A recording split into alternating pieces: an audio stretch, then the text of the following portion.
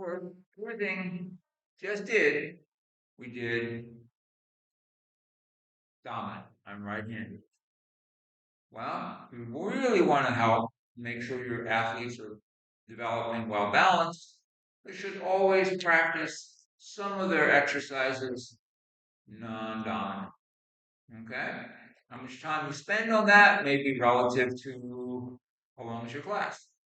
How, how many weeks and do you have the athletes for? How many days in a week? How many hours in a day do you see them for? But should do some non-dominant practice. Has value for several different reasons. Always developing dominant, you get muscle imbalance. Okay, you can always tell a fencer, right quadricep, it's much bigger.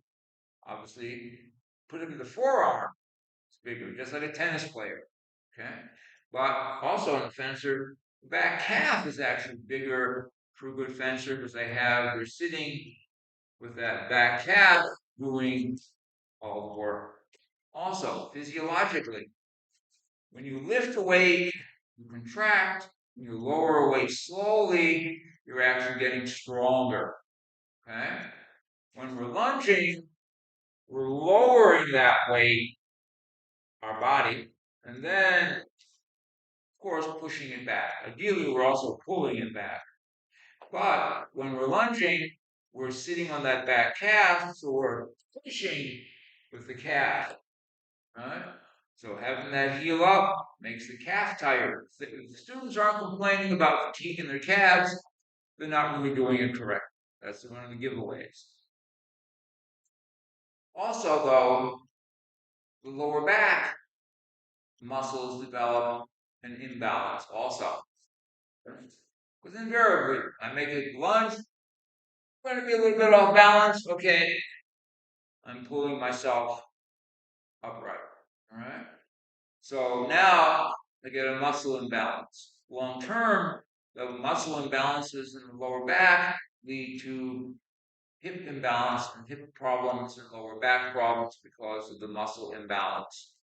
So to help maintain that particularly lower back development balance, you're not going to do, unlikely you're going to do enough non-dominant footwork, get your non-dominant quad as big as your dominant quad. We can hope. So you want to practice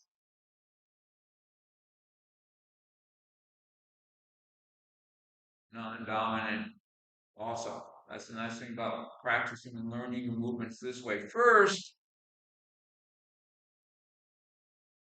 there is no dominant, non-dominant. Both sides are being developed. Also, in our brains, one half of the brain works the other half of the body. So if I'm right-handed and I'm doing my fencing movement, the left half of my brain is working. Okay? That has different intellectual functions than the right half. If I practice non-dominant, I'm helping to stimulate right half of my brain also. Okay? So that becomes important. And ideally, for the better level fencer, they should be doing actually fencing, or taking a lesson sometimes, non-dominant. Also, just to make sure they're maintaining physical balance. All right? If you're seeing athletes just on a class basis and group work, they can just practice whatever game you're doing, do it non-dominant also. And usually I include some signal to go from dominant to non-dominant.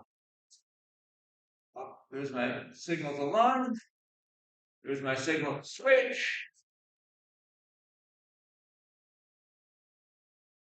Okay, I'm playing that game again. Fun variety and sets the stage for higher level footwork skills like balestras and things like that. And can also be a fun way to cool down the class after you've done a lot of intensive work. Other ways to cool down your class, to relax, some denouement. I like Steal the Bacon. That's a fantastic game. There's a lot of tactics and concepts that are useful in fencing, and I evaluate a new group of athletes based upon how they begin to figure out how to play steal the bacon tactically. Not just play it with running, that's fine.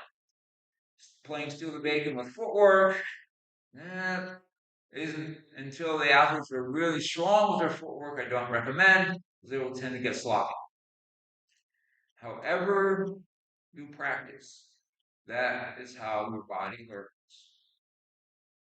Are you practicing correctly? Your body will learn correctly. Are you practicing incorrectly?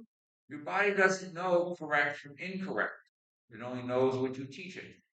So if you do some practice something incorrectly, now it will be incorrect, and that's how you have laid down the wiring. Once that wiring is laid down, your motor pathways, it's very, very difficult to reconstruct it. So again, there's basic preparatory footwork exercises, very critical for their whole fencing future. Right? I have had athletes who started with me at 8 or 9, right? And gone on to make world teams. Not just under my tutelage, though. I have made world teams under the tutelage of other coaches, but because of that solid base that they have from this fundamental preparatory footwork, they can go a lot further. The basic preparatory footwork practice that we did is actually also a shortened version of material. There are full-length workouts available. Check out the FAP YouTube channel, and there's some additional patterns and movements to be added into that basic preparatory footwork. But this is what you need for a basic short intro class for a rec center, college, something like that, where you want to get the students up to stabbing or fencing as soon as possible.